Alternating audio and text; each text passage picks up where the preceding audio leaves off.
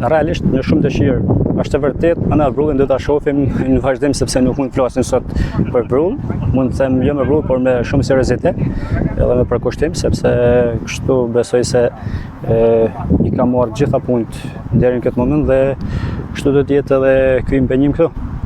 Një karrierë e gjatë e Arbërshytanit në disa skuadra në futboll moshës deri në nivele të larta. Aktualisht me Basanjen. Çfarë bëri përshtypjet e ktesa që e bëri presidenti Shimaj?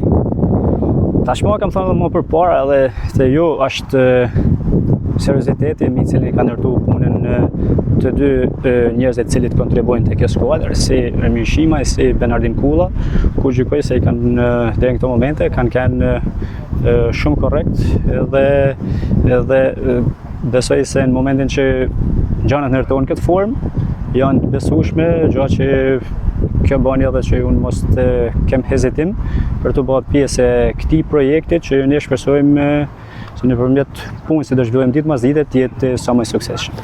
Sot dita e parë e stërvitjes, jeni i kënaqur me kontingjentin që patën, që e keni në dispozicion? Sigurisht jam i kënaqur, flasim vetëm për ditën e parë, padyshim që në ditë në vazhdim ky grup do të kompletohet, nuk diskutohet, sepse ne do shohim aty ku kena nevojë, gjë që kam marrë edhe garancinë nga drejtuesat për të pas lojtar me cilësi të mira, brenda mundësive dhe një gërshetim të mirë të lojtarëve, të rinë lojtarë me eksperiencë. Ku prisni më tepër të godisni në merkato? Fjala merkato është shumë e madhe ndoshta për këtë nivel, por gjykoj se ditë në vazhdim do të kena një ide edhe më të qartë në lidhje me formën e këtyre sportistëve që ne kena sot, ku ne do të shohim në vazhdimsi, edhe nëpërmjet një shërbimi miqësore, do shohim ku e kena më të nevojshme dhe besoj se në ato pika do të ndërhyjm. Ka një objektiv Arbërshytani me Basanjen?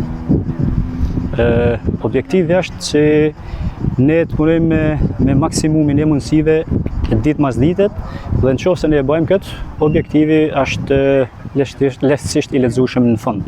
Pra nuk mund të kena një objektiv kështu thjesht teorik, por objektivi i çdo trajneri dhe çdo skuadre besoj se është që të bëjnë maksimumin çdo ditë. Nëse ne e bëjmë maksimumin çdo ditë, besoj se pjesa tjetër është e arritshme. Sukses Arbër!